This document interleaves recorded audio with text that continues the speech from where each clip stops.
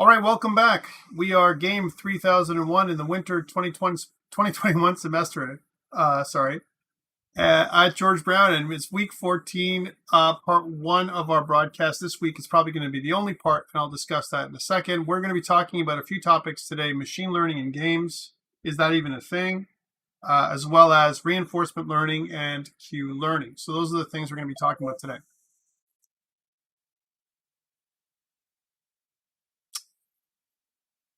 Dropbox is on the 18th. Why does my announcement say that? I got to check that. I think it's due this week, but that might be wrong. Sorry, I may have made a mistake, Austin. I'll correct that if I have. I'll check it out soon. All right, so yes, this week there's no lab this week. So I sent out an announcement just now that says no lab. Please use this week's lab session as a work period. And so Alex and I discussed it, and we're like, you know what? We've given you a lot of information already for your assignment 4. I think where you can go next is you should find time with your partners, and we're giving you back some time this week to get it done because your assignment is actually due this week. Let's see where it's actually due, not what I said in the announcement. So your assignments, if I look at assignment 4, yeah, that's due week. Your assignment should say, I'll retract that. Your announcement should say Sunday, April 18th at midnight. Let me just update that announcement just so that, and you'll get the update. I'm so sorry. You'll get an extra update, but that's okay. More information is better than less information, right? So that's always good to to update. So you'll get that update. All right, so that's what it is. So it's Sunday, April 18th. That's the one you want to look at, not the first one. Okay. So Sunday, yeah. And that means my document here is incorrect too. It's this week, Sunday, April 18th at midnight. I don't know what I was thinking for Friday. I guess I wanted you guys to do it Friday. I don't know. But it's wrong. So that's why we're giving you back your lab session to work on it. Okay, so again, today's labs and the labs on Friday, there will be no lab. I'm not going to be with you to work you through it. You're going to walk through it on your own, as you're working through your assignment 4. If you need assistance with assignment 4, I will be available, and so will Alex this week. So during our lab sessions, if you have, I'm not going to be there, but if you want to hit me up on Discord or via email, then I can assist you with a problem you're having with your lab 4. Okay, so that's when the time you'll have, and same thing with Alex. But again, it will be due this Sunday at midnight. So that's coming up. Let's also talk about the final test a little bit. So Alex and I discussed this as well, and your final test will be the entire week next week. You'll have the entire week to complete it, just like last time. You'll get it on Monday, so April 19th, and it will be due next Friday. Okay, not Sunday, Friday. You'll have 5 days to complete it. It'll be true, false, multiple choice format. All right, that kind of stuff. And you'll have 2 attempts, and you will get your highest mark from the 2 attempts, with a time limit. So the number of questions, we're just kind of zeroing in right now on how many questions we're going to give you. But if, for example, you had 90 questions, then let's just say, and it's probably not going to be that much at all. It's probably getting closer to 60 questions, most likely. So let's say it's 60 questions, then you would have 60 minutes or thereabouts, 59 minutes or something like that. It'd be very close to the number of minutes per question. Right? And why? Because you have access to all your PowerPoints. It's going to be based on everything we've discussed from weeks 9 to 15. So that means in the second half of semester. So that means this whole semester, this whole second half right here. So everything in decision-making, decision trees, behavior trees, state machines, goal-oriented behavior. We talked about utility AI last week, and this week we're talking about machine learning. All that stuff is going to be on your final test, right, in some kind of true, false, multiple choice order. Okay, that's coming up next week. As such, there's not going to be any lecture next week or labs. You'll be given that time to write your test, so you don't have to juggle time to do it.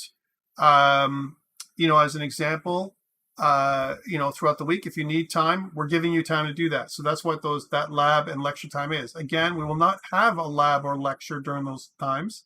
I'm not going to open up a lab or lecture, but however, I will be there again here during the same time frame if you need me via Discord or email. All right, so I can hop in. Let's say, for example, if you have a problem with your test, if it needs resetting or something, or you have an answer, or if something is broken, if there's like a question that's broken that needs to be fixed, myself and Alex will make ourselves available during the time next week, the whole time, to make sure that you have support so you can get your test done properly.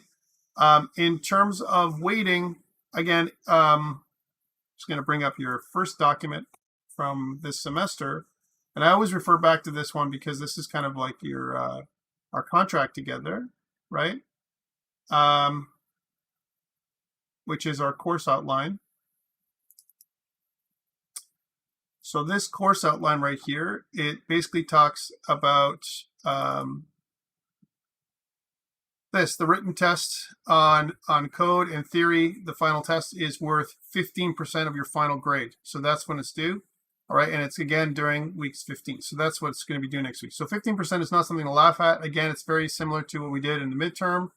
And I think it's going to be fairly straightforward. Neil's asking, so there's nothing from the first half. No, we're keeping it modular this way, Neil. So you don't have to worry about the first half. I think it'd be too much because they're just going to answer the same kind of questions again. It'd just be a bigger question pool. So again, there'll be randomized multiple choice questions on Blackboard. That's what we're going to give you. There we go. Even Alex corrected it already. There we go. So yeah, so he did that. He did that for me as soon as I sent out the correction, the update. Right. So there we go. Fantastic, Alex. He's faster than I am. Yeah. Anyway, so we are, and there he is. He's actually pinging me on Discord. Wonderful. Thank you. I'll say thank you for the correction. Thank you for the correction. Discussing it with them.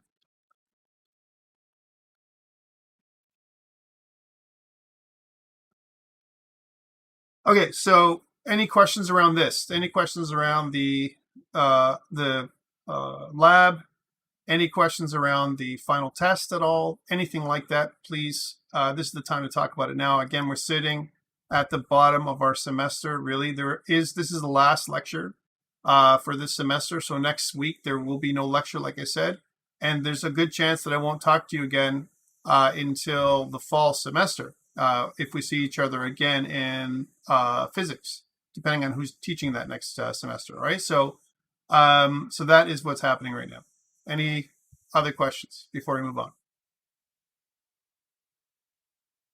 All right, if there are no questions, let's move on to this, machine learning. So what is machine learning? You probably have heard a lot about machine learning. Some of you may know a lot about it already, but really it's a hot topic, right? Everyone talks about machine learning. Actually, there's two things that are really hot nowadays out there, you know, especially in games. And one of them is machine learning.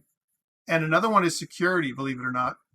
You know, anti-cheat, that kind of stuff. I think it's really pretty hot out there. Also, the other one might be visual scripting and visual languages. This is also a big thing that, you know, people are discussing. You know, no code, low code. Is it better for us to know how to code with C++ or even do things with a game engine like Unity or Unreal? And with C, you know, kind of there, whether it's C# or C++ as a scripting language, or is it just better not to use a language at all, but use visual scripting, so like node-based, you know, kind of programming, in order for us to create our games? And why is that good? I'm just going to talk a little bit about that. It's off topic, but it's really awesome because it allows non-programmers, artists, level designers, and the like, to also get, you know, kind of contribute to the game's code and logic, right, without actually writing a single piece of code. So that is good. Why is it good for programmers? It's great because if you're working with an artist, no code or low code, their work, if they do it right, they know I'm talking about node-based coding, then their code could be just as good as yours if they follow the right process. So if they learn visual scripting, as opposed to learning how to do syntax and all that kind of stuff, they can create a little prototype which you can replace with your own code, even if they're an artist or a designer and they're not a coder. So that's really good. That means more people can contribute. And that means we can get people started younger coding games and all that kind of stuff as well. So that is kind of the three things that I would say are hot out there today: machine learning, security, and visual scripting. There's others too, but those are the big ones. And why visual scripting? Because it can help you with AI as well, right? Visual scripting in AI is awesome, because if you want to make a code a state machine or a behavior tree or something like that, there are plugins out there for Unity and Unreal where you can download them, and you can or extensions where you can download them and install them in your system, in your game engine, and you can use someone's pre-built state machine or decision tree where you can kind of put together a really cool behavior.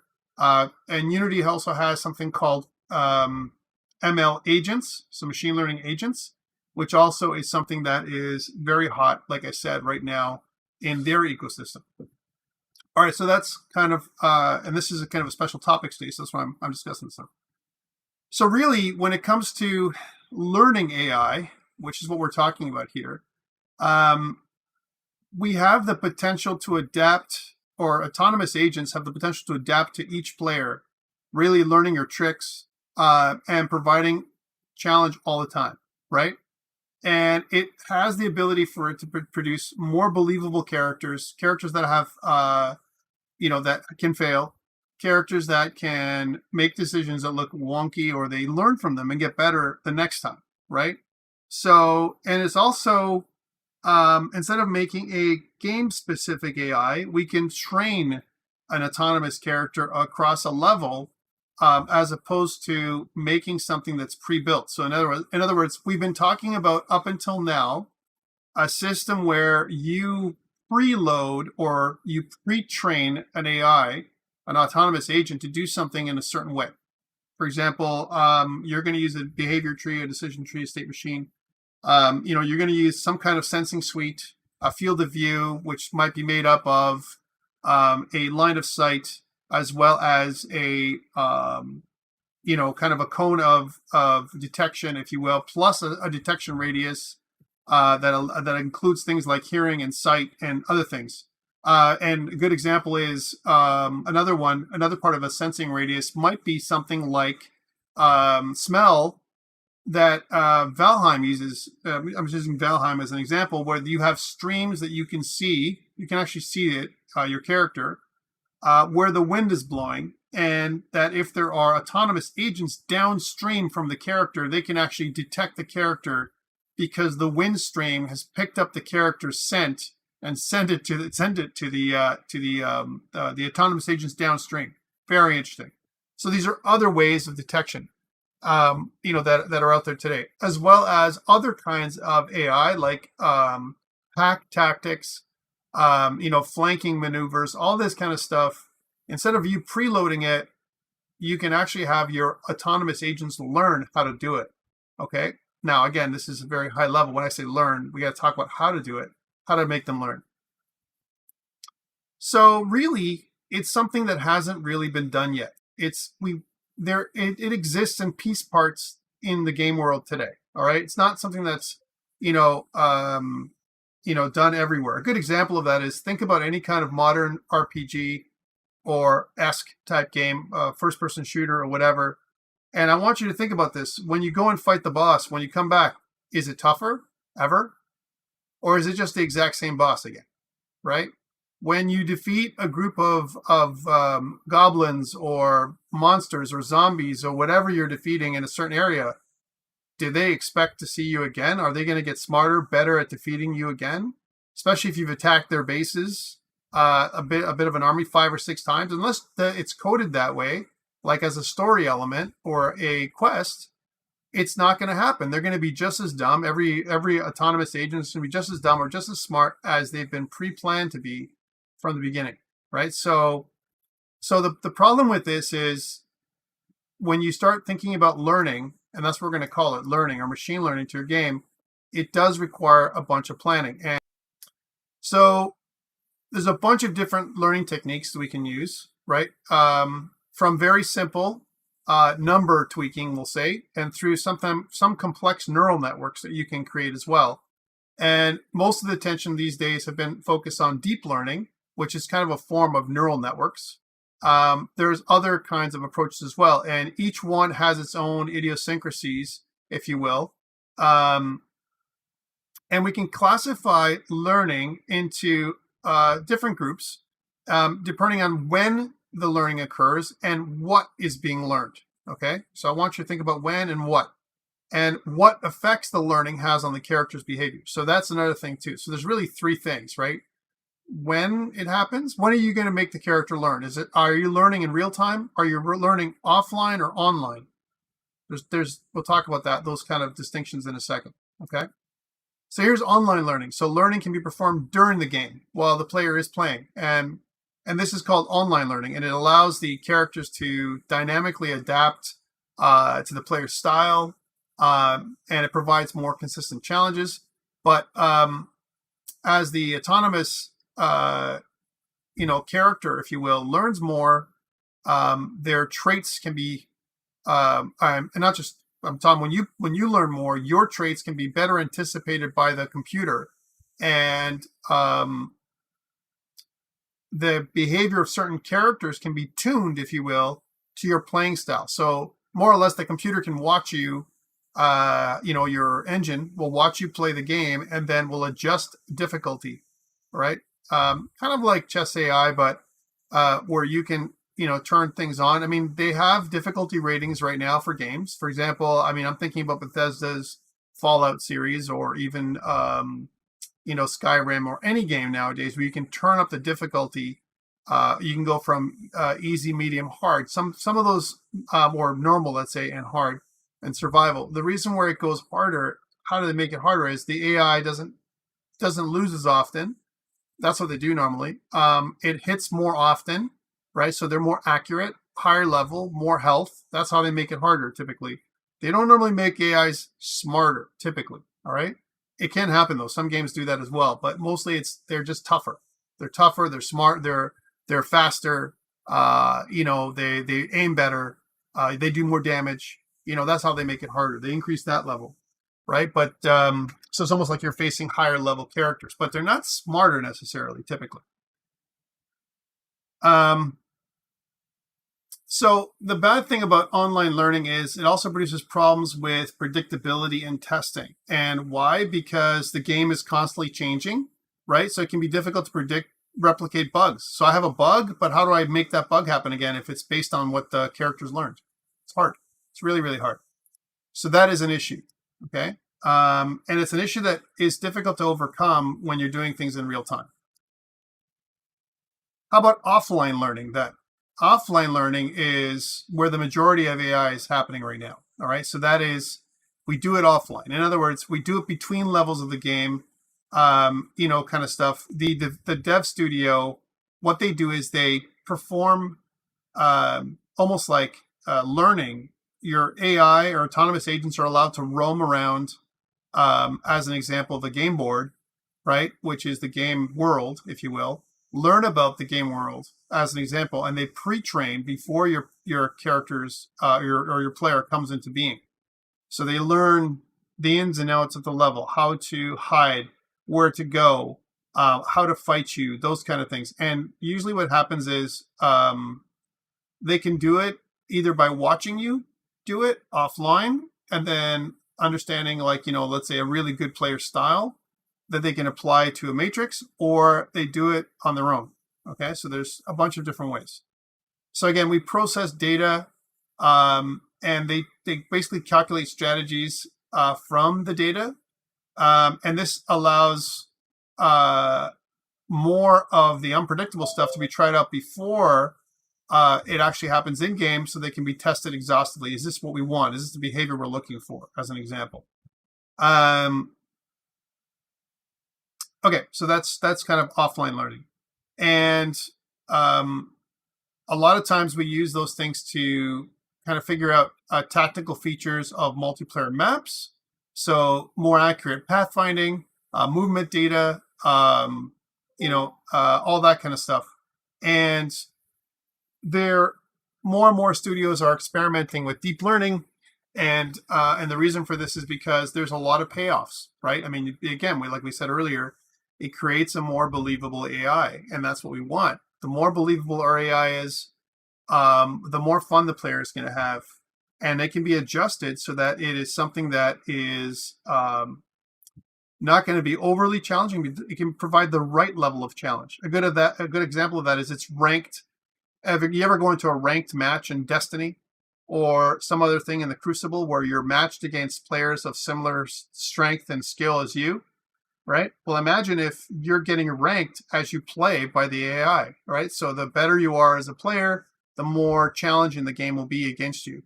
And, and again, if you make a lot of mistakes, then, the AI will take more time and give you more time to correct your mistakes. Now, again, that also can be gamed. I have to talk about this too, because you can fool the AI by acting dumb and then make it an easier experience, right? But at the end of the day, it's really the kind of experience you want to have as a gamer.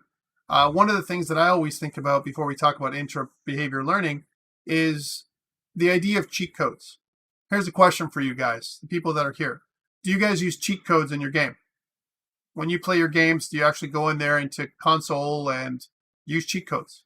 Give your character, especially if you're on a PC, God mode. Do you do that kind of stuff? Is that something you do? Miguel says no. Catherine says the console and I are very good friends.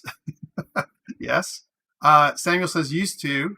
Richard says back then I used to. Miguel says that's a sin, and so on. Well, let me tell you this. What if you've already beat the game? Right? Exactly. Sean says it. Only after I beat the game. You beat the game, as an example, and you wanna try some stuff out. You almost want to use creative mode where there's no creative mode.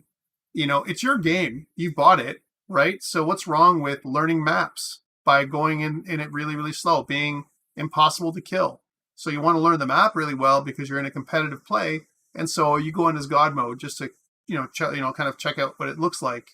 And you can map it out. You can take a look at it. You can be, so there's lots of strategies to why people do it. Yeah, I know. I'm a cheater in Valheim. Now it's dev commands, if I'm not wrong. But it's something that is, if there's a lot of grinding, I mean, people do that kind of stuff. They want to speed ahead a little bit.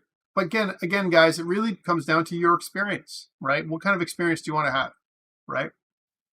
So why am I talking about this? Because that is exactly what kind of experience do you want to have? Do you want an AI that's competitive and giving you a continuous challenge? Or do you want to have a very easy narrative-based play?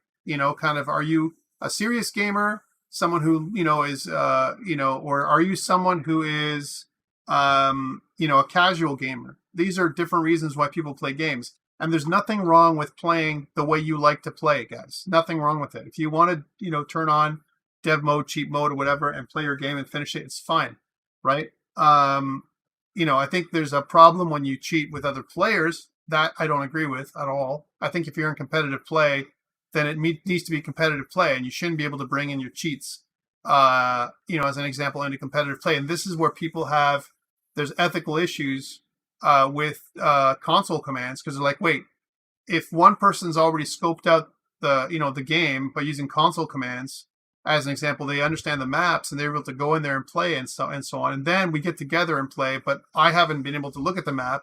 I can only learn it by actually doing the my competitive stuff. It's a real problem, and I agree with you, Samantha. Warzone, to me, the toxicity in that game is quite high. Same thing with Apex Legends, and all those kind of things. I like them both. I think they've got really, a lot of really cool things in them. But I think that's where Bungie's been really working on trying to reduce that with something like Destiny, right? Again, very hard, and there's still been elements in there as well. But the idea is that you learn your map when you're competing. You go and face off against others fairly, right? And the best person wins, right? That's the idea. But the reality is something different. So that's where the ethics come into play. But I'm talking about this because this is something that, what if you don't want a competitive AI, right? So this stuff we're talking about today, you might be able to try and fool the AI as much as possible. And that's something that people do a lot. Hey, look, we've got a dumb AI. He always pops out of cover after I fire at him once. Okay, let's wait. There's his pattern. Okay, he popped out, fire at him. Okay, I got him. I got a headshot. Cool. Next guy, he popped out of cover. I'm firing at him. If their AI does consistently the same, kind of behavior, they're going to be consistently killed just as easily. You're going to train your player, basically to defeat your game very, very quickly. Okay, because that's what we do. We've kind of figured out ourselves.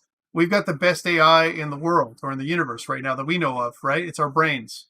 And our brains learn actually quite quickly, right? For the average player who, that plays, as an example, very regularly. So think about that, right? We're always trying to defeat the AI.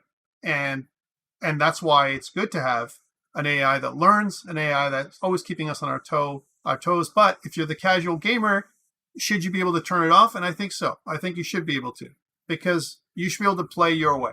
I think that I support that fully. All right, so what about different kinds of learning? So there's something called intra-behavior learning, and this is that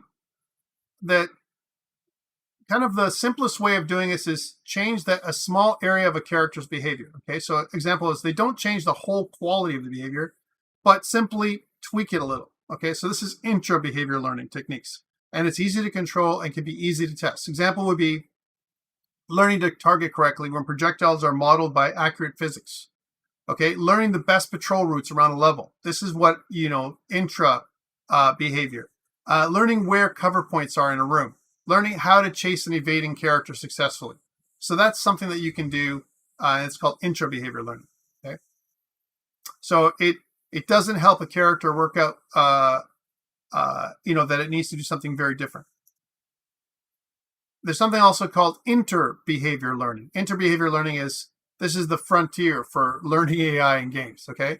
So the reason why I'm saying that is because learning of behavior is way different than, improving your tactics a little bit, okay? And a good example of this is something where the character is doing something that has never been done before or that they haven't been programmed to do, okay? This is something different, right? That's what interbehavior learning is. So a character that learns the best way to kill an enemy is to lay an ambush. So the character figures out a way to ambush you, the autonomous character, by you doing the same actions. You're the AI, that kind of stuff. And they've learned how to, defeat you by your patterns. That is leading stuff, right? And it's difficult. Or a character learns to tie a rope across a back street to stop an escaping motorbiker, like you. You're the motorbiker. So they figure out how to stop you.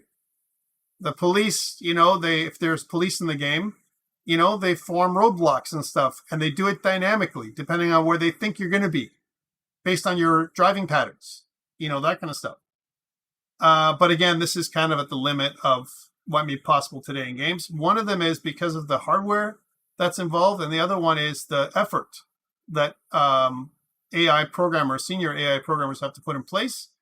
When I was speaking to the AI programmers at Ubisoft during faculty night, as well as I actually had a meeting with some of them yesterday. One of them was a kind of a senior AI programmer. Again, they talked about behavior trees. They didn't talk about, interbehavior learning or machine learning in games. It's just not something that they've incorporated quite yet. You can create a very complex behavior with behavior trees, but it's not the same as learning behavior. Okay, so that's the same thing we have to kind of talk about. The other thing is something called overlearning. And that's a common problem with, that's all over AI literature, is overfitting or overlearning. And this means that, example, if a learning AI is exposed to a bunch of experiences and learns from them, it may learn the responses only to those situations. So example would be, let's suppose I am an awesome player. I'm not, but let's suppose I'm an awesome player in Apex Legends or in, in Warzone or in Destiny's Crucible or Gambit or whatever. And let's suppose as I'm playing that the AI is starting to model their behavior after me, exactly me, not someone else, not someone like me, me.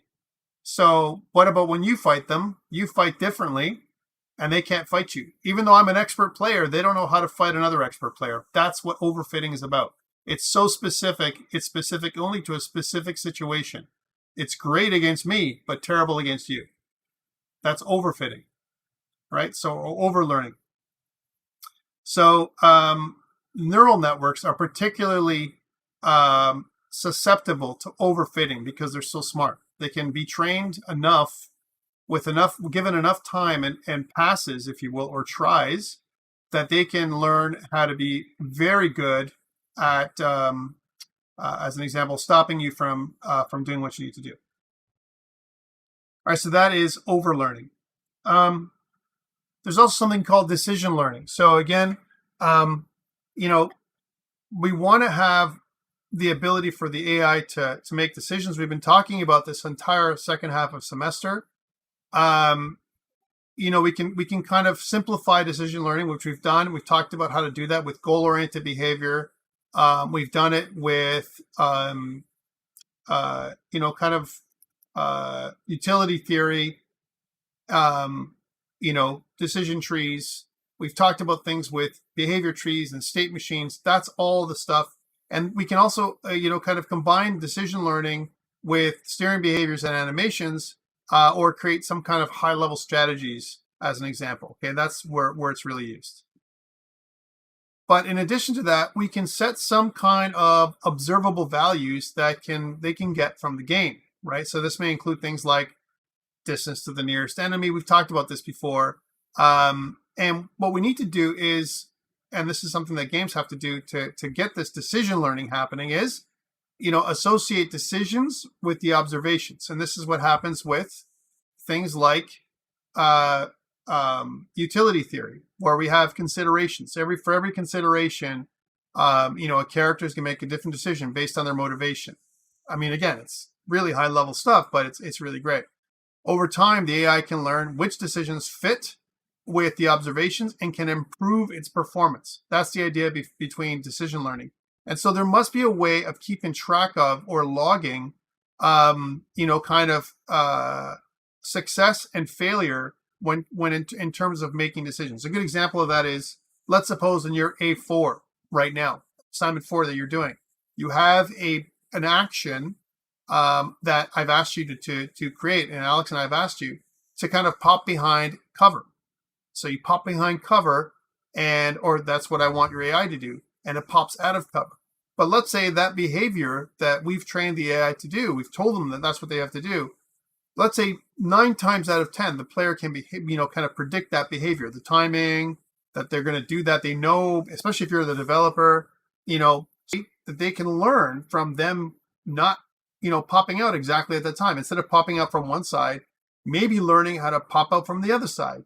And again, this can be programmed. It can be, I'll say, moderated a little bit. So it's moderated learning or supervised, the way we're going to do it. Or do you let the AI learn on its own a little bit? And so that it knows that, if it pops in from the left side of an obstacle, maybe occasionally it should pop in from the right side of the obstacle as well. So go across the back to fire at you, or climb on top of the obstacle if it's a 3D game.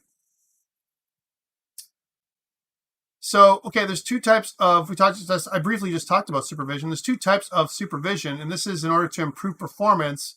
We want to be able to give feedback to the learning algorithm. And that's usually someone like, and Richard's asking, would chess AI be an example of overlearning? Well, yes, in some ways, yes, because again, AI, a lot of chess AI is something where it's geared to, let's say Bobby Fischer is a good example, where they kind of made the game around his play style. And then when it played Bobby Fischer, it was really cool. But against other chess masters, I mean, it was very Bobby Fischer-like, kind of thing, right? But now what they've done is they've used deep learning to overcome those things. And what we're talking about with reinforcement learning, which is what the topic of today, is that we can avoid overlearning by doing the right things, by looking at behaviors, that there's reward and there's kind of a punishment and reward system. We'll talk about that in a bit. So again, we want to give feedback to the AI. Somehow we have to train the AI in some ways, whether it's training itself or we train it. If we train it, it's called strong supervision. If it trains itself, it's usually weak supervision. Okay. Let's talk about those two different types. Okay. So strong supervision, that means it takes the form of a set of correct answers. So I already give it the correct answers. I've said these are things that you should do. You know, getting hurt is not a good thing. If you get hurt, that means you've done the wrong thing. That is bad. That's me telling it it's bad. Okay. And the right thing for you to do if you get hurt is go on the other side of the thing. So I'm directing the AI a lot more. If I'm the AI programmer, I'm going to be doing more heavy-handed adjustments, to the behavior of the AI, right? I'm going to feed it a bunch of data ahead of time. I'm going to pre-train it, as an example, with things that I know about. So that's strong supervision, and I'm going to watch it and make sure that it doesn't overlearn, right? So that is, again, there's advantage and disadvantage of that. The problem is it's only going to ever be as good as me, ever, right? And that's an issue with strong supervision. Weak supervision, I don't need to give it a set of answers at all. Instead, we give it some feedback that basically says an action is good or bad, right? And then the AI gets, goes through, explores the world. We're going to talk about this in a bit. And it gets negative feedback or positive feedback on its own. So we can set some things that are good or bad, but we're not going to tell it rules of how to do things good or bad, how to avoid, those things. It's going to learn how to do it on its own based on the mechanics that we've given it, the ability for it to move, the ability for it to make decisions, all those kind of things that we pre-planned already. It's going to have a set of a matrix of decisions that it's going to have access to use. We've programmed it, but it can combine things in different patterns that we've never seen before. Okay. So what about strong, easier to implement and get right, but it's less flexible. It requires somebody to teach the algorithm and tell it what's right and wrong. It's prone to overlearning because, again, it's only as good as I am. Weak supervision. It can learn the right and wrong for itself, but it's much more difficult to get right because sometimes it'll choose the wrong thing and it'll learn the wrong path because of the wrong players playing against it, right? Depending on if it's done offline or online. Okay, so that's kind of something that has to be done. So there are different AI learning techniques. I'm just going to briefly touch upon them. Again, this is the topic of a way more almost an AI program, if you will, or maybe a couple of courses in AI and machine learning. One of them is something called, there's different classifications techniques. Okay, one classification technique is something called naive Bayes classification. And it's really useful for classifying some kind of discrete categories: black, white, yellow, brown, red, green, blue. Some kind of, these are discrete meaning they're very separate and distinct from each other. Right? So distinct or discrete categories. And it's really easy to kind of classify if a person is an enemy or if a person is a player. It's easy to classify if a person is, strong or weak. Again, classifiers. That's what it is. We're just classifying. Neural networks is something else. It's also used for classification, but also used for prediction. So it's non-intuitive. And there's no explicit behavior. And what happens is it's like a black box, right? And what we do with neural networks, and I can't go into this in more detail because of time, and it's also because it's out of scope, something to look into if you're really interested in machine learning and artificial intelligence, is it uses neurons. What we do with neural networks is we basically model the AI around the human brain and what that looks like. And there's some great examples of online neural networks that you can create where you have different layers. You have kind of an exposed layer and one or more hidden layers of neurons. And what ends up happening is neural networks, again, what they do is they're great at classifying, and they use a tree structure a lot of times underlying where they can classify either positive or negative. And a lot of times these trees are weighted.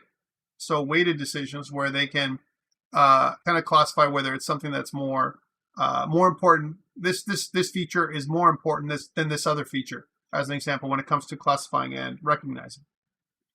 Again, neural networks and different classifiers are great at doing things like facial recognition, Apple's Vision framework and ML Kit, and all that kind of stuff that's built in, ML Core. It's great. They have pre-trained models that's on the Apple website. If you're someone who wants to use machine learning and mobile development, that's where a lot of it's going these days, especially when things like natural language processing and all those kind of things. Those are just classifications. Natural language processing, if you think about it, so understanding what you say, if you talk to Alexa and you say, hey, Alexa, tell me the news today. Normally, Alexa has this skill, quote unquote, that she's learned, and Alexa's going to return with the news, most likely in Canada from BBC News World, and with some kind of weather report. Okay, that's the typical idea. And what they do is it's classifying what you're saying with a couple of things. It focuses on something called the intent. Hey, Alexa, I'm calling you. That's that first part. So it classifies what it's listening to. Alexa's always listening too, which is kind of scary. You can also tell it not to listen. But example would be, hey, Alexa, okay, so I'm being called. So I'm turned on. Cool. I can listen now. Now I'm activated. Once I've been activated, now what? Okay. What's the news today? News, intent. Let's focus on that word, news. Okay. So the user is asking me for news. Good. Go to the news, the latest news, and supply that in to the user. Okay, that's really what it does. That's what natural language processing does. Same thing with Siri. Same things with if you go to a chat agent and you say, I'm having trouble with my order. Trouble, order. Right? I'm having trouble with my order. The intent is I need information about my order and I have trouble with it. Okay, take those two words, do some classification on the back end, spit out information. That's natural language processing at a very high level. And there's some great systems out there that can do it. We hear that today when you talk to if you call in, especially to a bank, and they say or enter, your name, say or enter your password, say or enter your date of birth. When you say your date of birth, it does, it recognizes what you're saying, and it does that through a classification system, AI. Well, what about reinforcement learning? Reinforcement learning is based on experience and allows for complex, explicit behavior encoding. Okay, and this is something that reinforcement learning does. And again, if I was interested in an area of AI, especially for games, it'd be this, reinforcement learning. Okay, not to say that classification and neural networks aren't being used today. That's also an area of research for games. But reinforcement learning is something that's very interesting, and there's been a lot of stuff done on it already. Implementation of this in a game engine would be really interesting.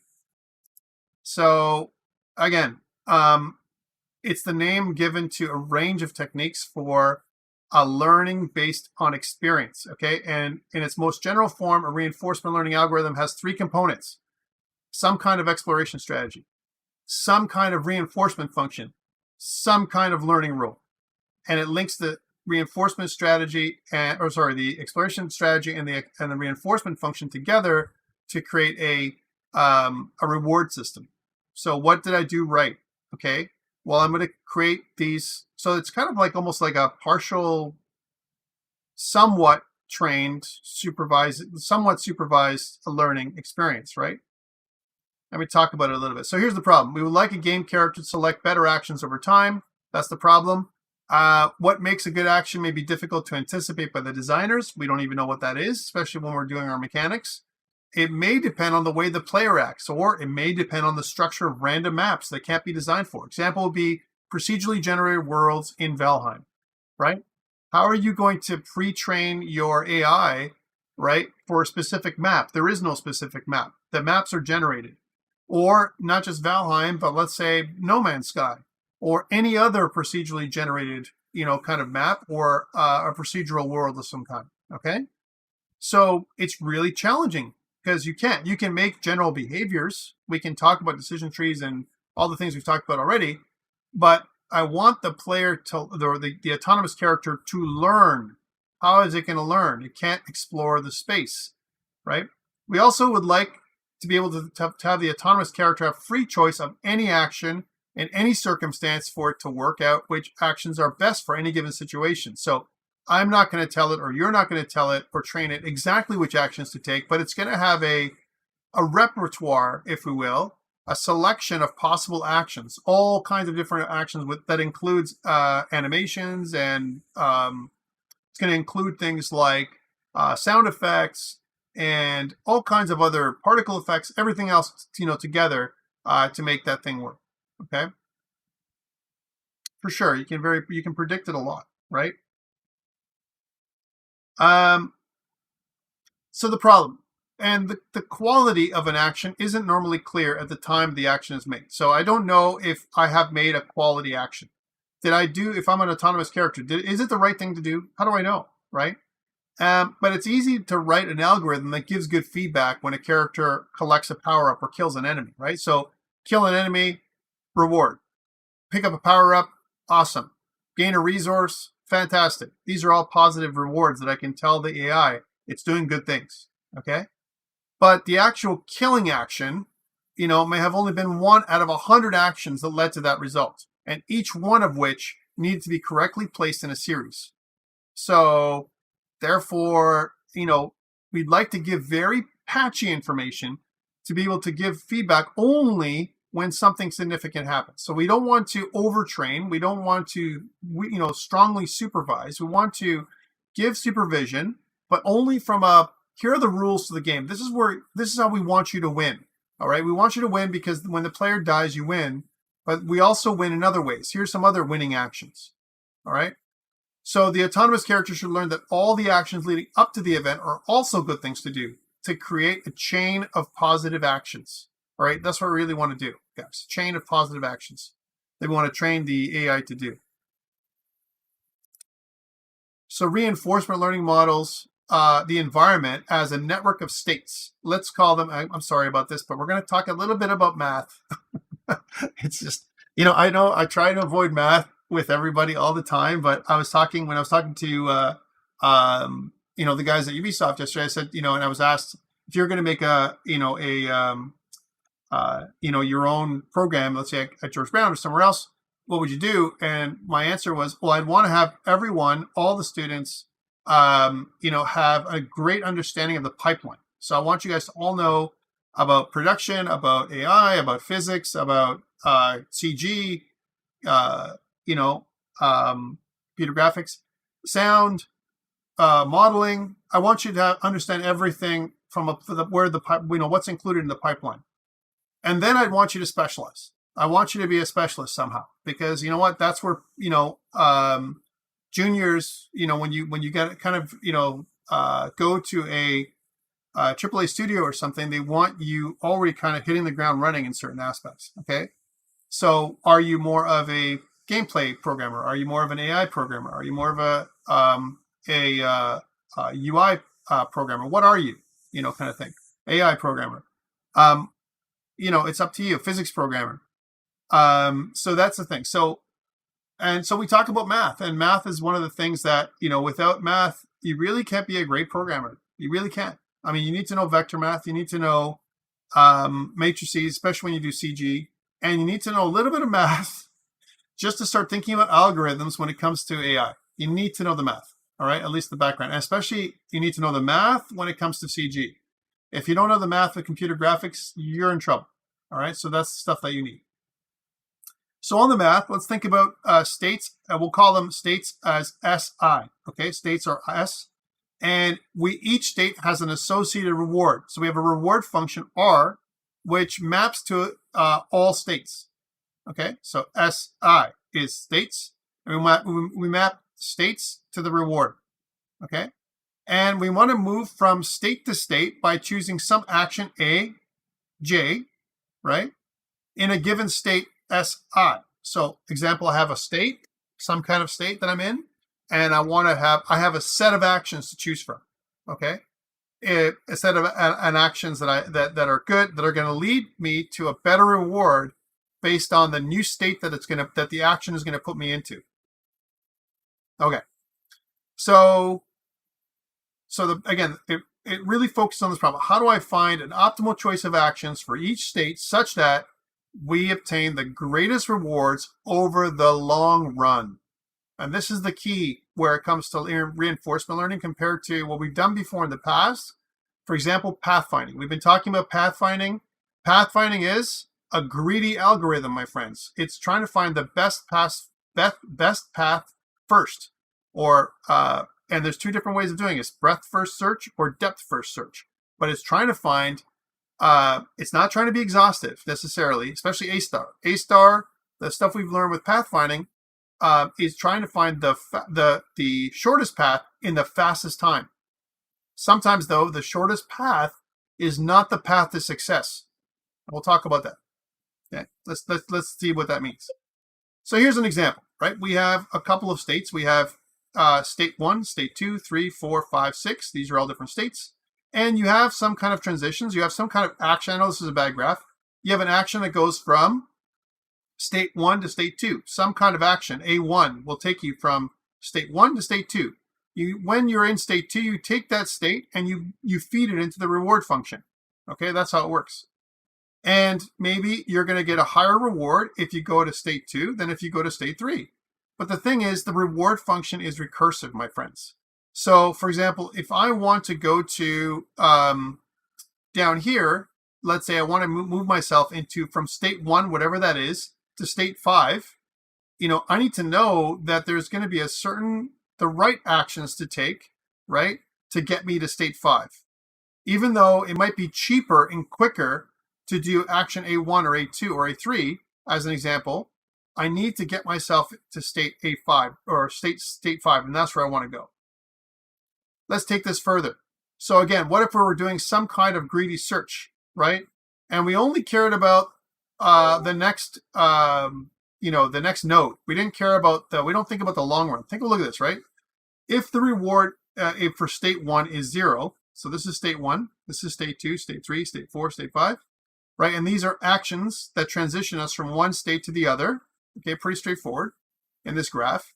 So if I go from state 1 to state 2, we know that the reward to go there, the local or short-term reward, is 10.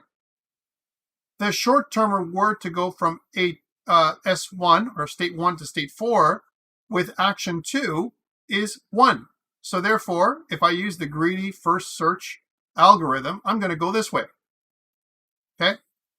And guess what? What if there's no way back? You can't choose a way back to state 1. You can only choose one of two states. State 2 or state 4. Which one do you want to go to next? If you're using a greedy algorithm, you're always going to do this part. But guess what? If I go to state 2, then the next choice, the only choice I have, is action 3. And action 3 reduces, it's a bad action, which reduces my reward from positive 10 to 0. I have a 0 reward right here. And so what do? I go back to state 2. And my reward becomes 10. And then I go back to state 3. My reward becomes 0. So I'm always waffling between 0 and 10. 0 and 10. It keeps going back and forth. Okay. Whereas if I have a long-term view, sure, I only get 1 point of reward for going to state 4. But then, knowing that if I went from state 4 to state 5, as an example, then I would get 100. And if I keep going back in this loop, I'm going to be incrementing, this is a positive feedback loop. This is a null loop, right? It could also be a negative loop, depending on what you get here when you come to this point. But this is a positive feedback loop where I keep on accumulating reward for every action 5 and 6 that I do. I wouldn't know this if I wasn't able to go across A2, action 2, even though the reward in the short term to go to state 4 is actually worse than going to state 2. Does that make sense? So that's why it's important for us to get a long view of what the rewards are, as opposed to a short-term view. And so we can do a set of chained actions, like I said earlier, for the AI, so that it can get the highest reward for its actions. So reinforcement learning is unsupervised for the most part, weak. It acquires knowledge or experience independently. We don't give it explicit instruction, as an example. And we've designed both to explore and exploit those two actions, explore and exploit its environment, okay? And it can handle unpredictable situations. So this is where, again, we talked about kind of more leading edge. This is what we want, okay?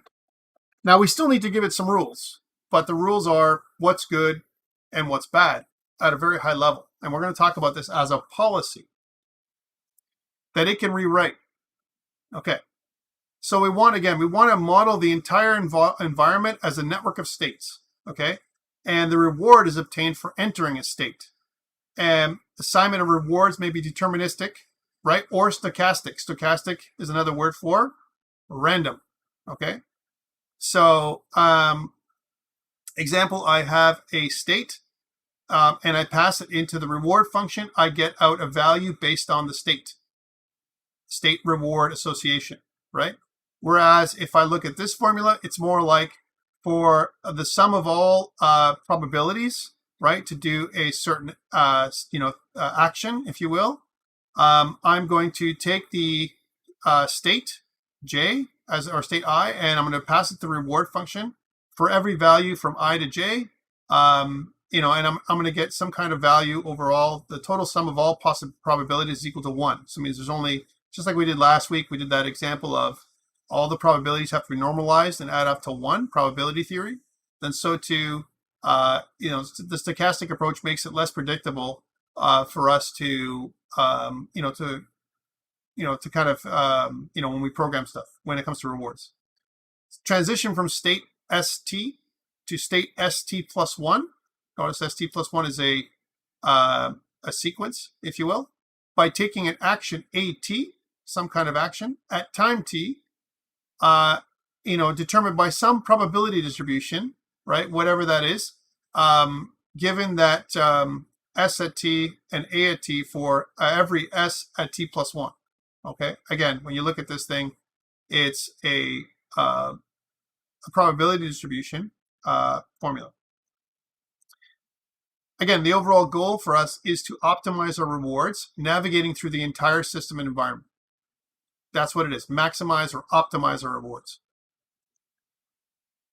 Optimize in reinforcement learning, what does that mean? It means that we want to find the largest long-term rewards obtained for entering states, right? And what we need is something called a policy function, okay? A policy function, which we use to map states to actions, all right? So again, there could be two different kinds of policies. One of them could be deterministic, where pi, in this case, is the policy. That's what it represents. The policy for all states produce some kind of action. All right, that's what it does. Whereas if it's stochastic, we pass in both the state and the actions to produce a probability. For every action given a state, what is the probability that the AI is going to do that? Notice how I said for every action given state S, right? We need to evaluate how good our policy is, and that we're going to kind of make something called policy value estimation. Hey, didn't we do something like this last week? Right? We did some kind of a value estimation of a different kind, right? Some kind of a DSC, right? Some kind of decision estimation, right? So a good policy works, and it picks actions that move us into states with good long-term rewards, which is what we want. So again, going back to this idea, then it would look at this and say, if I evaluate this, I can see that there's no positive reason for me to go here in the long run. However, this would be a good positive reason. These actions, these linked actions here are only positive returns. Okay.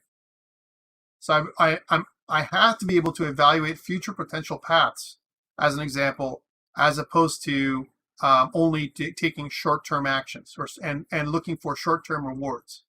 Okay. So again, when it looks like when we start thinking about setting up our policy value estimation or PVE, right? We want to think about long-term rewards. And what those are, rewards are being in the current state and all future rewards possible we can obtain from that state. Okay, so what does that mean? So I want you to imagine this. You're playing Monopoly. Okay, you're on a board game, as an example, and you are sitting at, let's say, for example, Connecticut Avenue. All right, let's take a look at the Monopoly board for a second. Okay, I'm just putting this out. So let's say, look at Monopoly game board. Okay, just to get an image of that. All right, so let's take a look at that. So here is Monopoly, right? We can see this is it. So you're sitting at Connecticut, right? So, so here we have, oh yeah, they've totally changed this around with the classic Monopoly, right? Here it is, Connecticut Avenue, right? That's what I was thinking. So you're here on the game board. So, okay, so I want you guys to think about this with me, all right? I want you to think about this. And let's just think about a standard Monopoly board like this, with all of its bads and goods. Okay, when you're at Connecticut Avenue, what are the possible actions that might occur if this is your second time around the board? So let's say, for example, you have a house rule that you can't buy any properties whatsoever until you've passed go one time. Okay, let's say that's a house rule. Okay, not everyone uses that house rule, but let's suppose you do that. Okay, so that now you're in your second time around and you've landed on Connecticut. Okay, so what are the possible actions you can take? Anybody who knows Monopoly can answer this question. I want you to think about this as an AI playing against you. If you're making a game, companies come to you. Here's a challenge. Companies come to you and said,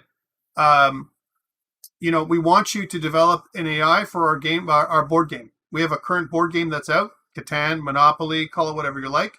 Okay, so Samuel says buy or auction. Okay, so that is definitely, those are the only two actions you can take for the AI. Okay, so if I buy, what are the short-term rewards for buying this place? And let's think about where it is. So remember, the AI has to learn, right? So is it really a great thing to buy Connecticut anyway? Let's think about this for a second. For you, is it good to buy every place you land on? That's a strategy. That might be a strategy to say, you know what? Buy everything. That could be a strategy of a dumb AI. That might work actually, right?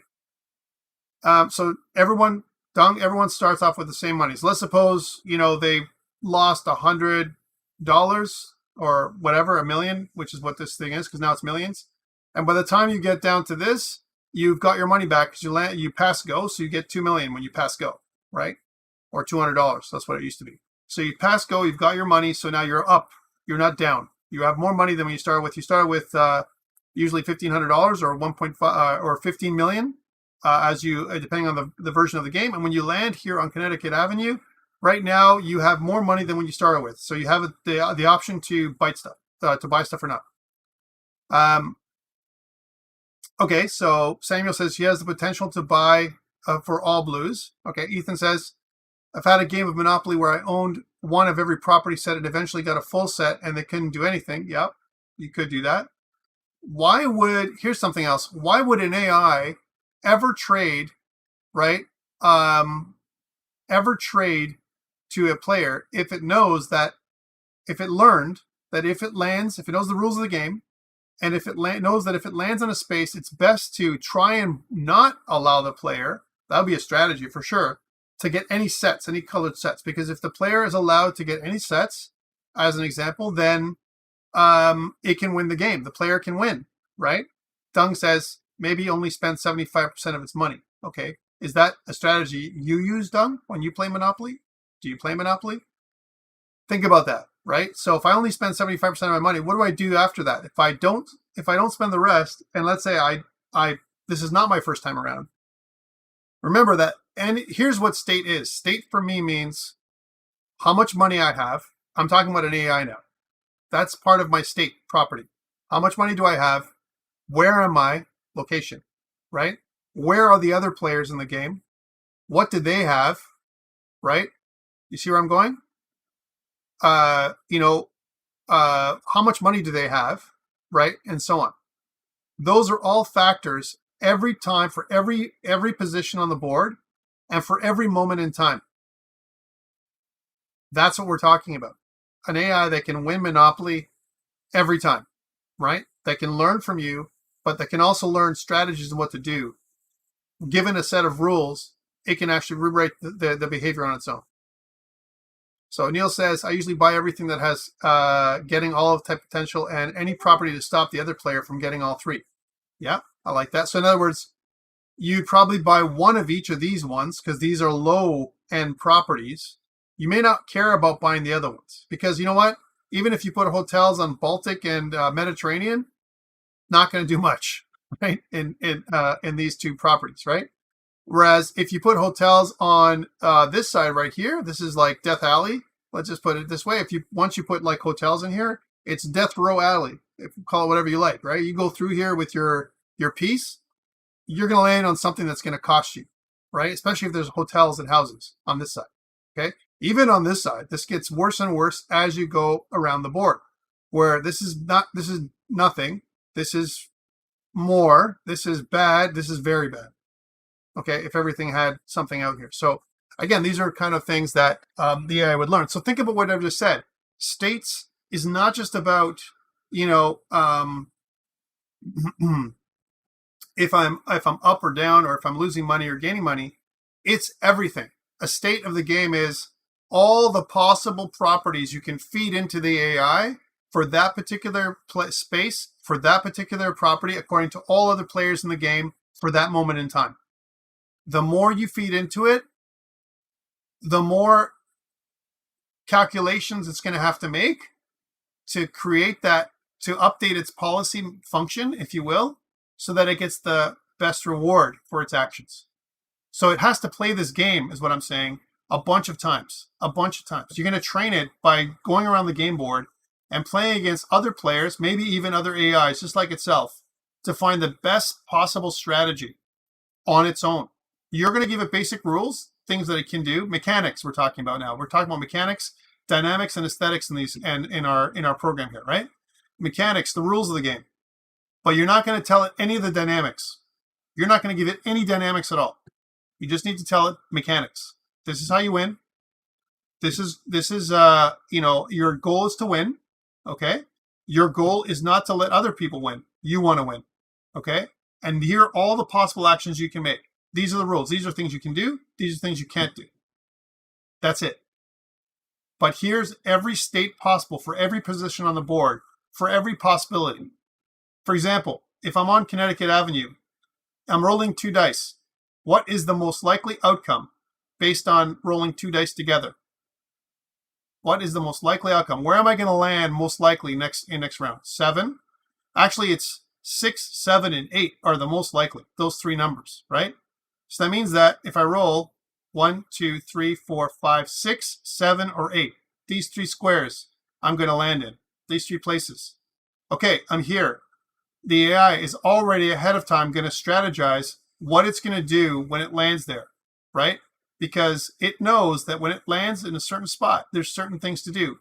Maybe it's learned over the long term that, you know what, railroad buying is a bad investment. If you land on a railroad, the next action for you to do is probably going to be auction. Okay, cool. If I land on the railroad, what is my next possible action if I roll dice? Again, 6 to 8. 1, 2, 3, 4, 5, 6, 7, 8. These are good. Anything here, remember on these 2 rows, we've learned, maybe the AI is going to learn that anything in these 2 rows, other than the railroads and the utility company, right, is a good thing to buy. And some people don't agree with me, but typically railroads are not a great investment, right, for the money that you spent. And same thing with the utility company. It's better to auction it off. That's what they say. Especially in the late game. Early game, you don't care, right? You might want to buy everything, but late game, auction those off. You can use them as a bargain piece because they don't matter as much. The colored things, the colored sets, they matter because you can build houses and hotels. Railroads, you cannot. They're fixed, right? And it takes a while to get all of them. So it's starting to calculate. It's probably going to go here. If I land here, it's going to go here. If I land here, I'm going to be here. If I land here, I'm going to be here, right? Okay, so what are the next possible actions? And then it thinks about kind of steps ahead on which actions it's going to take according to where it's at. All right. Again, thinking about a Connecticut Avenue, and if it's my first turn, maybe it's learned that, like what you guys said, that buying Connecticut Avenue is okay, not auctioning, because that's my first time around, and I'm potentially breaking up a person's set if nobody has Connecticut anything else, right? Especially if someone has something else, maybe it's even better for me to buy Connecticut so that they don't get a set. Okay. Again, see where I'm going? There's many factors involved. This Monopoly game is more difficult than you think, especially if you're going to try and program it with a learning AI. All right, so let's take a look at that. So again, reward for being in the current state, and all future rewards are possible to obtain from that state. What are the future rewards? Again, a good example of this would be the game of Go. All right, the game of Go is not like Monopoly or the game of chess. The game of chess, what are the future possible rewards? All the possible positions to the next game, to the next game state, if you will. Once I move my character, my piece, from where I am to where I'm going to be, based on the rules of the game, mechanics, right? What is the next state that I'm going to be in? What is the next state of my opponent? What are my points like? Okay, now let's take it to the next level. What is the most probable next move that my opponent's going to make? Where does that put me? That's reinforcement learning, right? Starting to think about long-term actions, okay?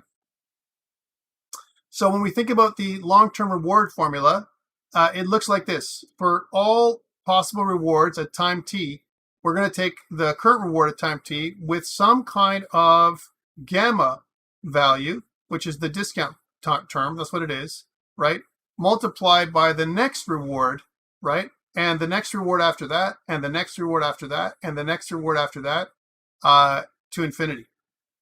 All possible future rewards from taking that one action, okay?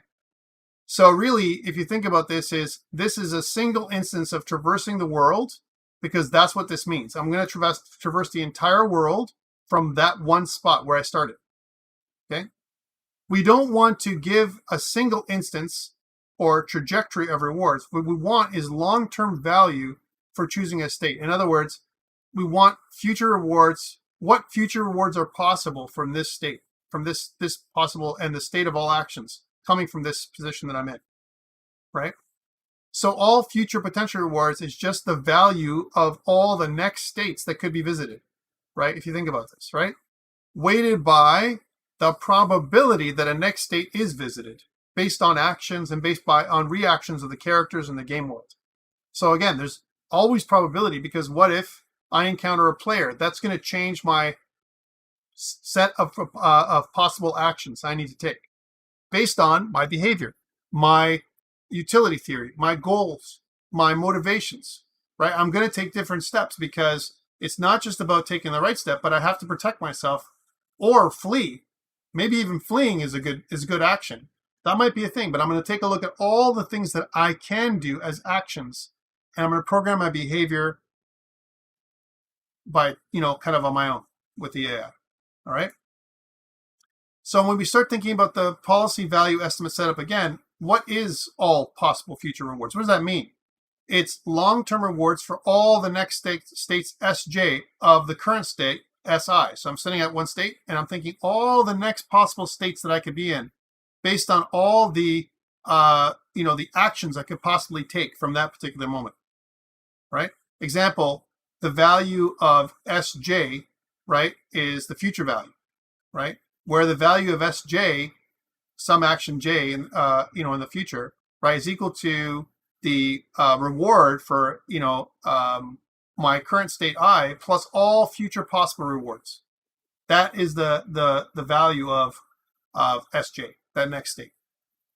And then if you think about this, it expands to something that looks like this. When we add probability, here's your probability piece, given that for every Sj, every action, every state Sj for every state Si, as an example, or the other way around, for every state, given that you have a state I for every j, then what you want to do is you want to, kind of multiply that by the value of the probability of doing that action multiplied by the value of the next state j, right? And you want to add all that up and add it into, for every possible value, multiplied by some kind of discount function, right?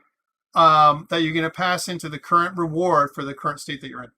And that is the value of all states Sj from where we are today, like where we are in current state.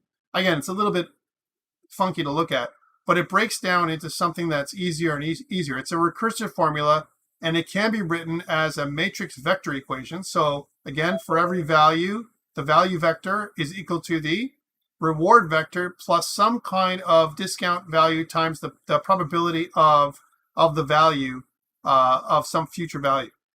Okay, so that's how it looks like. And once you break it down into vectors, then you can start doing calculations that are a lot different than using a basic function. And we can realign or reorder some of these things where I want to get the value. We can obtain the reward vector from traversing the world. So basically we take we explore the world. This is one of the things we want to explore. We let the AI explore the world, and it starts understanding what the rewards are for different actions and different states to be in. Okay, that's what it starts doing. It starts associating actions and states.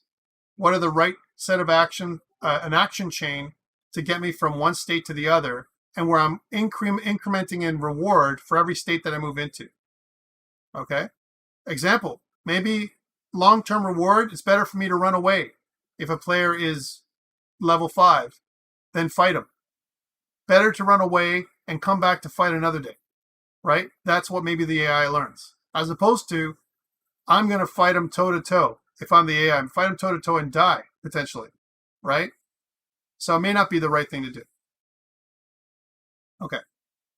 And then P can be also built from a trajectory traversal by starting with some kind of n by n array, where n is the number of states, and you start it off with all zero. So you start off with like all states are zero reward, or zero probability, right? And then every traversal from state I to state j, you increment Pij, whatever that matrix is, by 1. So if I move to, to a spot, or if I change, increase my health or run away from the player, these are all state changes, by the way. It's not just a little bit about just, position changes. Position is also part of state potentially. And gamma is this discount term we choose, and the discount term is something we can massage to make the outcome better and better. And it's something that we add a discount term to basically scale the results. That's what we're doing here, because the discount term can actually reduce or improve the value, future value based on the current state. Okay. So one thing that we know is we know every term in the equation so far. So we know the reward matrix. We know the probabilities. We probably can learn about this, right? We know what the values are for doing good things, but we don't know what the resultant value vector is going to be for a set of states. So we can rearrange the equation, and I'm not going to go through all of it, and multiplying by the matrix inverse gives us something that looks like this. For every, if we want to find the future value, we take the inverse matrix of the probability function multiplied by the discount term, right? And we multiply this whole thing by the reward trajectory in order for us to get a future value.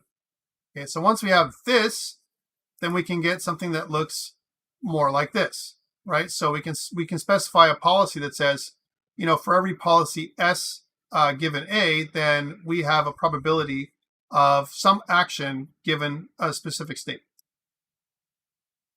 That's where I derive. I'm just showing you the derivation of everything. Okay. So again, general approach is we currently have the policy function, pi. We have a way of evaluating the policy with our policy value estimate. Is it a good thing? Is it bad? We're going to make our policy. We want a best or optimal policy that gives the best long-term rewards for every, as an example, for every set of actions, when we map actions to states. How do we find it? We do something called policy iteration. Okay, so remember the policy function is something that it can be rewritten. We want to improve the policy, right? And we want to improve the policy so that it does the AI does something that is, you know, kind of higher and higher value every single time it does. It kind of goes around the game world. Depending on the size of the game world, this can take a long time. A Monopoly board is a very fixed game world. It's not an open game world. Okay, if you're in a sandbox, then this approach, this policy iteration approach, will not take as long as if you're in an open game world with procedurally generated, terrain. Okay. So here's some options we can choose. How do we do policy iteration? One, we arbitrarily choose a policy to start with. Some kind of policy we feed to the AI. Now, some people might say, wait, isn't that like supervised learning? Because didn't you say earlier that you don't want to do supervised learning, but you're telling it what to do, so aren't you supervising it in some way?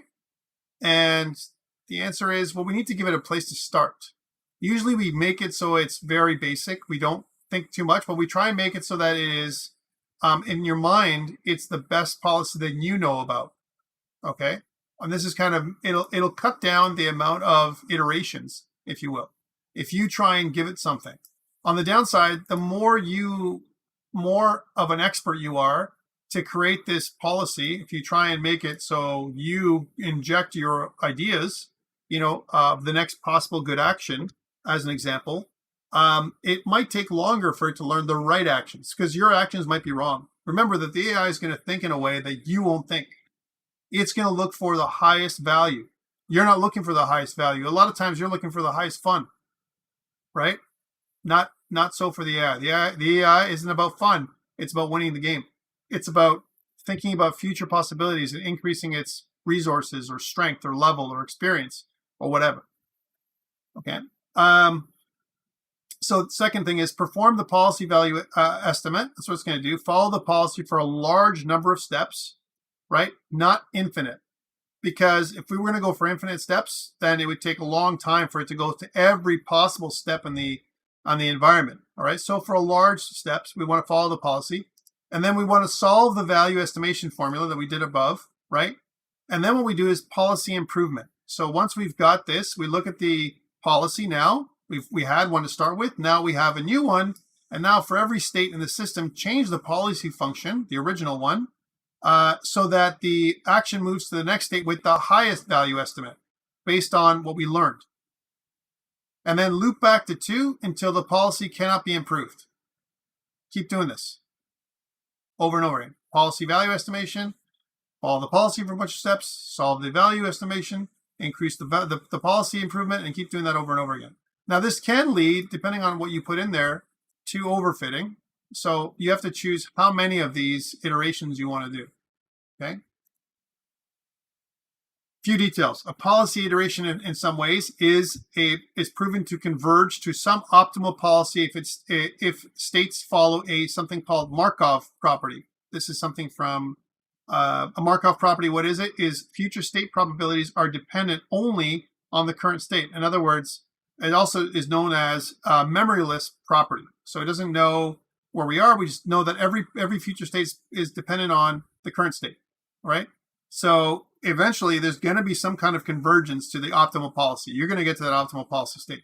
How long is long enough to get accurate estimation? That depends on the system. The bigger the game world, the longer it's going to take for you to train your AI, right? The more open the game world is, the more complex it is for it to learn, right? The more closed of a system, example, some kind of sandbox game or a closed game, the AI can learn quite quickly because it has a set of finite choices. If it's procedurally generated, it's going to take longer for it to learn the world, as opposed to if it's pre-generated. Okay? Choosing gamma determines how much you weigh future states. That's what gamma does. So it says, all right, so if it's not important, then the gamma should be near 0. Why? Because remember, it's a scalar, right? So if I go back to the equation, then notice that gamma is in front of my probability matrix. That's what the probability matrix is, right?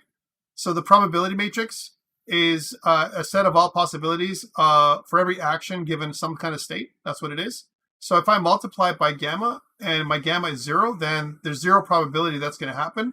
And if we take the inverse of the matrix, we're going to actually get a 0 possibility for me to do that. The lower the value the discount function is, the less chance that we're going to get to do that action. So nearer to 0. The higher the gamma value is, then the most likely we're going to change to do that. So it's almost like a weighted value that we want to assign to different positive or negative rewards. All right, I know this is high level, guys, but this is a good start for you to start thinking about. Again, more important than action is the closer to 1 we want to put the gamma term. Okay, how do we implement it? We're getting there, guys. Sorry, bear with me. We need to set rewards for every state. That's one thing we need to do. So every possible state we can think of, we want to set a reward. We want it to determine a discount value, right, for gamma. We want to choose an initial policy function. So sum for every state and action. What's the policy? So usually it's some kind of matrix, a policy matrix, right? And we also need to choose how long to run our exploration trajectories in the real world, in the game world, before we stop and start a new one. All right, so how do we do that, right? Based on the current state. So we started, let's say, for example, one end of the game board. Again, going back to Monopoly, right? If I start here, that could be a possible start. No, that's not what I wanted to do. I clicked onto it, and we know Amazon is selling it for $12.88. Woohoo! A replacement board, by the way. Yeah, but if I start here, or what if I start here, or what if I start here, or wherever I start on the game board, or what if I start with less money, or what if I start with more money, or example, what if I roll a 3 and the next time I roll a 7? What are the different possibilities when I start off? I'm always going to start here at Go for a limited game like this, but for chess, right? Let's go back to chessboard, right? And yeah, let's take a look at this, for example. But for chess, it's a different situation, right? That's not a full game board. Let's see if we can find one that's, well, yeah. So let's say, for example, in this particular case, that, and this is neat because you can play it vertical. Let's suppose that, the first action that the AI takes in chess is moving up here, right? And that's its first action. Well, maybe we need to iterate from there and let it do its thing. Let it go and play this game and keep doing this action over and over again, right? Starting off at this action and then doing several other actions based on this initial action, right? And then after we've done that a bunch of times, so different actions that lead from this first action, then start somewhere else. Okay, that's what we're talking about here. And then choose how many exploring trajectories to try before the policy improvement iteration happens. So, okay, so how long are we going to run our exploration? That's one. And how many trajectories, how many different starting actions are we going to take before we policy improve? And once I policy improve, then we run all this again. Okay. So what we want to do is we want to build something called a probability matrix, P. We start with a 0 matrix, so everything is zeroed out. The entire matrix, think about this as for every ij, so it's a 2-dimensional matrix, let's suppose, right? Where we have one action for every reward, every state, bunch of actions for every state, right? Let's suppose 2-dimensional matrix, and for every transition from state I to state j, we increment that new state by 1. So we've gone to that. It's almost like a tally that we're taking. We're going to tally up every time we go from one place to the other. And why? Because at the end of the exploration, we can calculate the sum of all, probabilities from, I to j, as an example. And we can divide the total number of moves to get a value that is going to be, as an example, a value out of 1. We're going to normalize the values from 0 to 1, right? And this will convert your matrix into a probability matrix. All right, so that's how we do it. So we explore the game world, and then we say, well, what's the probability of us going to this particular thing as a possible good action? That's what it means.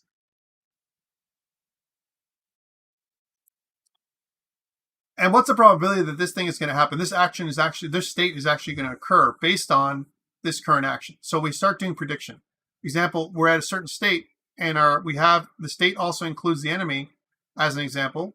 right? Then what do we do when that enemy is at that particular position relative to my position in our current state? What are the probabilities that the enemy is going to take certain action based on what I've learned already? That's what the autonomous agent will do. Here's another approach, something called Q learning. So that other first approach was very, let's say low level, a low level approach to reinforcement learning. But there's some quicker ways of doing it. And one of the quick ways, almost like a simpler estimation, called Q learning. And so Q learning treats the game world as a state machine. And this is kind of interesting because we've already learned about state machines. So think about it this way. At any point in time, the algorithm is in some state. That state should encode all the relevant details about the character's environment and internal data, similar to what we've talked about already. So if the health of the character is significant, if it is to learning, if it's important, if it's part of its goal-oriented behavior, right, as an example, and if the character finds itself in two identical situations with two different health levels, this is the autonomous character we're talking about, then it will consider them to be different states. So example would be if I have 100 health and I'm at position A1, and I have 100 health, I'm in a position A2. Those are two different states. Even though I have the exact amount of health, I'm in two different positions. That property has changed. And if I'm tracking location as another property of interest, or let's call it a feature, right? Then I'm in two different states. For every feature that I'm tracking for every state, that creates a more complex matrix. Anything not included cannot be learned. So example, if we didn't include health, then we don't care about health. Health is irrelevant to our decisions. Okay? The only thing that's relevant is the stuff that we feed to it, the properties that we care about.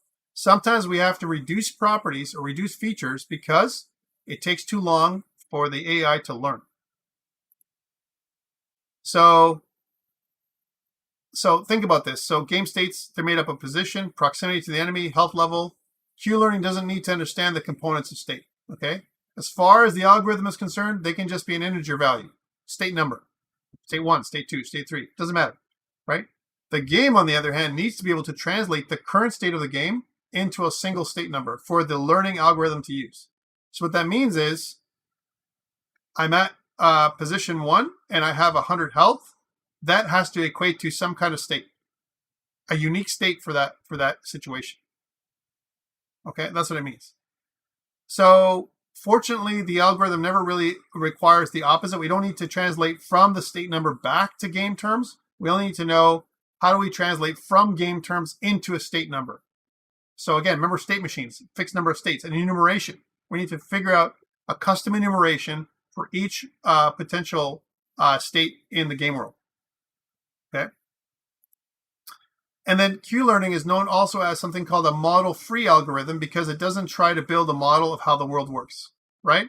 Whereas something we did before, we're talking about the worlds, more, that is, it constructs the model with knowing how the world works, right? So again, it simply treats everything as states. Algorithms that are not model-free try to reconstruct what is happening in the game from the states that it visits. Model-free algorithms like Q learning, they tend to be significantly easier to implement. Okay, and one of the things I want to talk about is Q learning was one of the things that won the championship. It's actually in the news if you read it, between an AI and a Go master. Okay, so it uses Q learning to learn the game of Go, and it did not use more of a model kind of oriented approach. So for each state, the algorithm needs to understand the actions that are available to it. That's it. In many games, all actions are available at all times. For some games, complex environments, however, some actions may be only available when the character is in a particular place, when they have a particular object, or when other actions have been properly carried out before. For example, some achievement has been unlocked, right? If I've unlocked an achievement or some kind of, I've done a tutorial, then I've unlocked a set of actions, right, that I couldn't possibly have unless I specifically took a set of actions to get to that point. So after the character carries out one action in the current state, the reinforcement function should give it feedback right away, right? So instead of waiting for it to I don't know, learn the entire world all at once, it's not going to do that. It's going to get feedback immediately. It's going to change the policy function right away, right? That's the way Q learning works. Feedback can be positive or negative, and a lot of times it's 0 if there's no clear indication as how good the action was. Example, I move from state A to state B. State A, I'm in a position A. State B, I'm in position B. Both state A and state B, I have the exact same health, and no one's around. There's no enemy. I'm not anywhere near, closer, or farther away from something I can determine. Well, the reward is 0, my friends, because there's no positive outcome. There's no negative outcome. It's equal, 0. And again, although there are no limits on the values that the function can return, it's common to assume that they will be in a range of -1 to 1. We've talked about these ranges before. 0 to 1 would be a normalized range. -1 to 1 is another range that we use. We can interpolate or lerp from one state to another, or one range of values to another, and usually a state of -1 to 1 or something like that is, or 0 to 1. We remap. That's what we're doing. We're remapping actions and turning them into a number between 0 and 1, or -1 to 1. And what this does for us is it makes it, again, it turns this into data. It makes decision making easier, and we can translate things that are more ambiguous into things that are more discrete. That's what these, converting things from -1 to 1 means. All right, so again, no requirement for the reinforcement value to be the same every time an action is carried out in a particular state. There may be other contextual information not used to create the algorithm state. And as we saw previously, the algorithm cannot learn to take advantage of the context if it isn't part of the state, but will tolerate its effects and learn about the overall success of an action rather than its success on just one attempt. So after carrying out an action, the character is likely to enter some kind of new state. Carrying out the same action is probably going to be the exact same state. It may not always lead to the same state of the game, all right? And other characters and the player are also influencing the state of the game all at the same time. So there's other factors that are going on. So basically, what we just said was, if I'm in state A1, which means I'm in position A1 with a health of 100, and I'm moving to state B1, which is I'm in position B1 with a health of 100, and I did it the first time and there was no enemy around.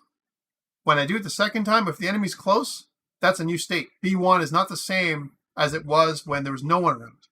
That's what it's saying, because there's so many other influences that can happen. Weather is a factor. Time of day in games is a factor. Resource levels for your character or your autonomous character may be a factor, okay? Time may be an issue. And I'm talking about time as in, like, you only have a time limit, an interval that you have to go through. That also can affect the next possible level, choices that you make, especially if you're running out of time. Here's an example. A character in an FPS game is trying to find a health pack and avoid getting into a fight. This is an autonomous character, right? The autonomous character is ducking behind a pillar. We know how that is, right? On the other side of the room, an enemy, which is, let's say, us, is standing in the doorway looking around. So the current state of the character may correspond to, in room 1, hidden, enemy near death. See that? That is the enumeration we're talking about here. In room 1, hidden, enemy near death. Okay? It chose the hide action to continue ducking. All right? That's what it does. The enemy stays put, and so the hide action leads back to the same state, so it chooses the same action again over and over again. But this time, the enemy leaves, so the hide action now leads to another state corresponding to in room 1, hidden, no enemy, near death. Okay? So this is where, and again, these are the ideas behind it. Right? These are the states right here. This is one state. This is another state. And by the way, these are arbitrary, like what they've chosen here in this example. Example, in room 1, that's position. No enemy, that is there an enemy near? Near death, health is important. Okay, and am I hidden or am I in view? Okay, that's not a lot. That's only, like, think about that. 1, 2, 3, 4 factors for every state. Guys, I've seen games where there's at least 8 to 10 factors for every state in the game, and there's thousands of states. Okay. Okay, so one of the powerful features of Q learning is that it can cope with uncertainty. So what it does, and I'm not going to go into there's some following slides here that gives us some more definitions. This is for your reading pleasure, if you will. There's 4 elements: the start state, the action taken, the reinforcement value, and the resulting state. And these are how they're encoded.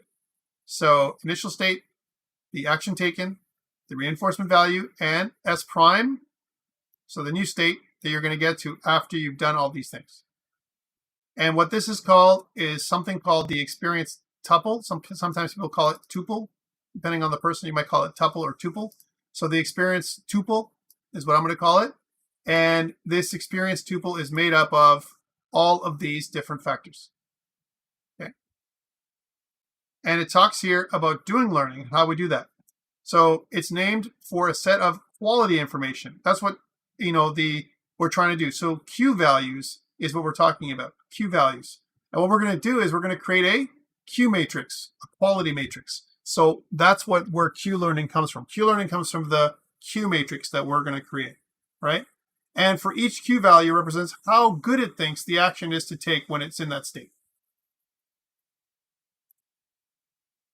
So again, we have something called an experience tuple or tuple, and it's split into 2 sections. The state and action is one section, and then reinforcement and the new state is the other section. Those are the second 2 elements. And they have some math here on how to figure this out. I'm not going to go into the math right now, but it's here. So Q learning rule blends together 2 components using the learning rate parameter. That's another thing it does, a learning rate. So that's new, right?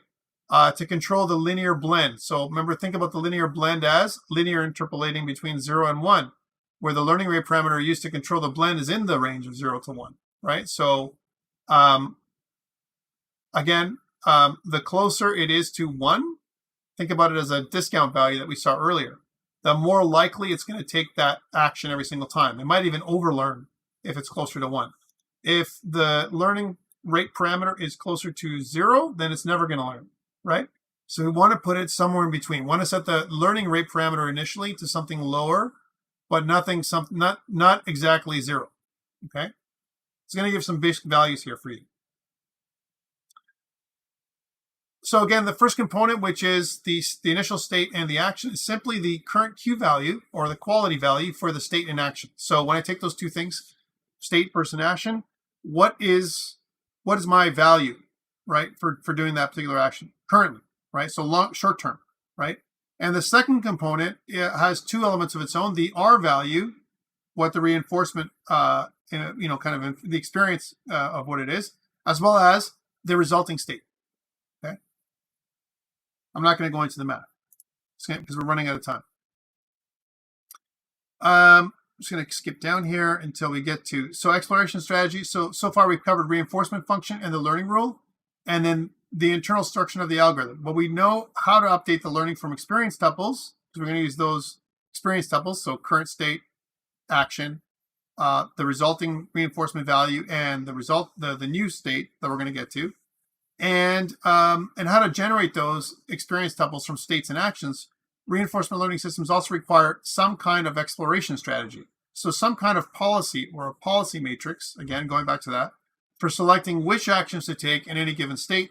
And it's awfully simply called the policy, right? So again, this is all set up. And we have our exploration strategy, which isn't strictly part of the Q learning algorithm. So it's something totally different. And sometimes what we found is we use a Q learning exploration strategy that may be partially random or all random.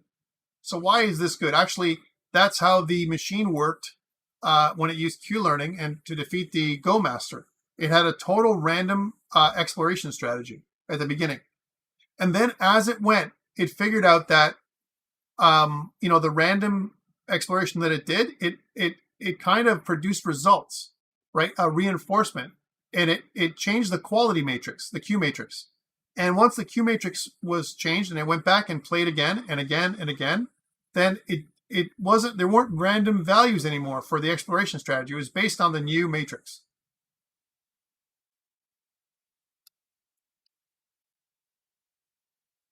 Okay. there's some pseudocode here. And also one of the things they talk about in reinforcement learning is initial values. Because I think one of the things we have to talk about is how do you start thinking about the parameters, right? So again, what we're going to think about is alpha for the action, gamma, rho, and nu, right? These are the parameters that we're going to have in the to create a Q matrix. And they talk about how to assign those values and what the range is. For example, alpha is the learning rule, and it is in a range of 0 to 1. And they say that initially you should probably set it to 0.7, so relatively high, right? Over time, the value can be gradually reduced until it reaches a lower than normal value, for example, 0.1. So it's not always going to learn, but initially it's going to basically take whatever it can, almost like a baby that is dying to learn everything. It's putting everything in its mouth, a very high learning rate. It's going to accept everything as okay at the beginning, right? And then later on, it's going to realize, well, that's not a good action. So I'm going to be more cautious. So the alpha, the learning rate is how much risk it's willing to take in order for it to get a possible reward. Okay, that's the alpha rate. And then the gamma value, which is the discount value, is usually set something like 0.75 at the beginning. Okay, again, 0 to 1, where 0 is there's no learning. 1 is you learn 100% of the time. You want to set something like in the middle, 0.75, a little bit higher than normal again. Rho is the randomness for exploration. So how I'm going to go left or right. And you want to turn the random parameter low. So it's going to be less random. Okay, and the reason for this is in offline learning, it's usually good to put it low, because offline learning means they'll do less random actions. It'll choose actions based on more of the time what it thinks it's going to do better, as opposed to a higher value. Higher randomness is good for online learning, if you're going to go there. Nu is the length of walk, and this controls the number of iterations. That's why it's kind of a weird thing. Nu, length of walk. The number of iterations that will be carried out in a sequence of connected actions. So you don't want to make it so it's infinite. You want to have a limit to how many actions, because otherwise it's going to take too long to calculate. A good example of that is, trying to calculate every possible position on a chessboard. That's going to take a very long time, maybe not even mappable, especially when it comes to different players, right? So that's if the player is part of the state algorithm, and I have to create a new policy matrix for every different player. Master, expert, beginner, novice, someone who doesn't know how to play at all, whatever. That can take a very, very long time for me to iterate through all those types. So usually we start off with a very low value, like a 0.1. And then it comes down to choosing rewards. So reinforcement learning algorithms are very sensitive to the reward values used to guide them. So it's important to take into account how the reward values will be used when you use the algorithm, right? So typically rewards are provided for two reasons: reaching the goal, some kind of goal that the AI has, and or performing some other beneficial action, all right? And similarly, negative reinforcement values are given for losing the game, dying, example, or for taking some undesired action, losing resources, the player gaining advantage, whatever, being flanked, So that's how usually it comes up to play. So that is, I wanted to introduce this to you, this idea of machine learning, in games. I think it's very interesting. It requires another level of complexity that you're not maybe used to in this course. But I want to introduce them to you because there might be some of you out there that are interested in the future of becoming AI programmers. And if that is where you want to go, then you want to do research. You want to think about other things other than the standard behavior tree, decision tree, state machine stuff. That is standard stuff that we use, that are being used in games today, right? Other things to do or to think about, before I leave you for today is, how can we mix those things up? Worst case scenario, if I can't do a Q matrix, or I don't want to look up a Q matrix or what that is, or how to do reinforcement learning, how do I make my decision making for my AI that much more interesting? Because otherwise, guys, your games are going to be very predictable, and your players are going to be able to defeat your bosses because they're going to know what the bosses are going to do. And a good example of that, right? I'm not saying that it's that predictable. It's still very challenging. Dark Souls. Anyone play Dark Souls 3 out there? And then you see a boss act a certain way, / rumble, / attack, block, / major attack, and then once you get to know what their attack patterns are like and their timings, and the timings, once you get, kind of an understanding of your character, the way they're able to evade, and vulnerability frames that they get from ducking or evading and getting in there and attacking. Once you understand that stuff, then you can almost defeat every boss in the game after you've lost a couple of times to it. Taking you back to the, to your fire, right? Any questions around this stuff? Any thoughts about Q learning, reinforcement learning, machine learning? Anyone interested in being an AI programmer out there? If you are, there's a bunch of resources that you can look at. And Neil, if you're one of those people, again, I highly recommend you take a look. Start looking at things like Q learning. Start taking a look at board game AI. What does that entail? Try and build, and this is a good start, build a tic-tac-toe game from scratch, right? Where you think about states. You think about, there's other algorithms that we haven't covered in the course that can deal with board game AI, right? So take a look at that book that we're using for this course. There's some great examples in there. And how do I make a tic-tac-toe game? How do I make, my own board game, make decisions? How do I do that, right? And what rules do I use? Yeah, let's take a look at those things. It's really kind of cool. And board game AI is something that I think is worthwhile learning. All right, guys. So going back to this, that's it for this week. Again, I just want to reiterate for the recording that there's no lab this week. Again, please use the lab time as a work period, right? And remember that assignment 4 is due Sunday, Sunday, not Friday, at midnight. So hopefully you guys have a partner by now. I'm hoping you guys have one or more partners and that you're ready to do that. Otherwise, guys, this is the last time that chances are that I'll be seeing you. So I wanted to say thank you so much, for making it an awesome semester, right? I know that we may not talk other than on the exam next week. So I know that there's some great submissions this semester from you guys. And I'm really happy that you guys have gone through this thing. Now that you've gone through AI, then next semester, which is probably for you going to be the fall semester, it's going to be maybe a little bit easier to do physics and those kind of things because you've done very challenging programming with the AI stuff. All right, so thank you so much, guys and girls. I really appreciate everything, all the participation, and the effort that you guys have made this semester. I know it's been challenging with COVID, but super proud of you all, and especially the groups that have produced awesome work. Keep doing what you're doing, guys.